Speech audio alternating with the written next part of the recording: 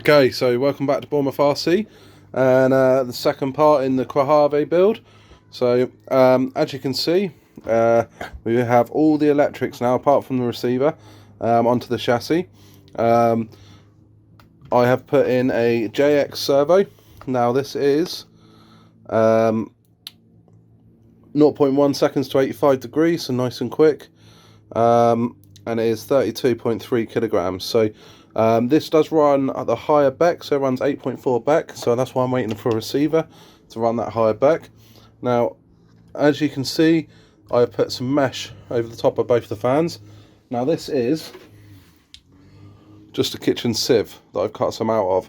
Now, I know it doesn't look the prettiest, but it actually helps out a hell of a lot. So this stops any little stones or twigs or anything going into the fans to make them last a hell of a lot longer. So that's one thing I've done. The centre diff is in. I have put a shim either side of the bearings on the centre diff there, just to stop any side movement. So side to side, there is very, very little movement now there. That diff is already shimmed internally to make sure it's stronger, and it's got 500,000 weight in it. So that's shimmed in there to make that fit. What I've had to do is cut the very back, so you can see this side here, and that one there is cut, just to allow the heat sink for the motor to be in there. Now for the actual motor itself, it did kind of go onto the original plate. I've drilled a little hole here and put a nut and bolt, capped a nut and bolt through there.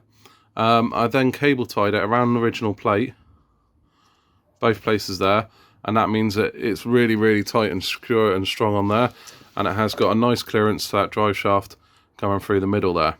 I do have the fast tracks or the GPM servo mount on there, but it's all nice and tight.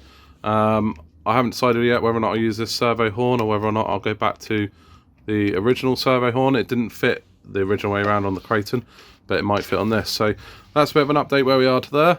All the electrics are in, bolted in.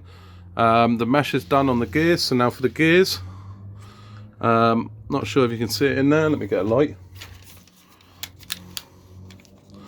I have a 27 tooth spur and a 27 tooth pinion and a 46 tooth spur on the diff there. So that's what I've got in here. So that's all meshed up nicely, ready to go. So the next step then is for the front and rear gearboxing for the diff cases.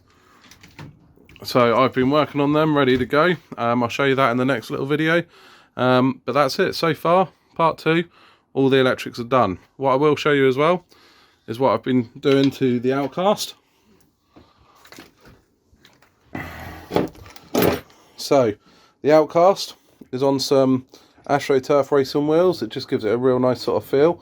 I have moved the shocks onto the tower to the lower one so that it stands a little bit higher because of these wheels. And I've also been through and I've shimmed all of the diffs and re-oiled them. So 500 in the centre, 60 in the front, 30 in the rear. That's how I like to run my cars.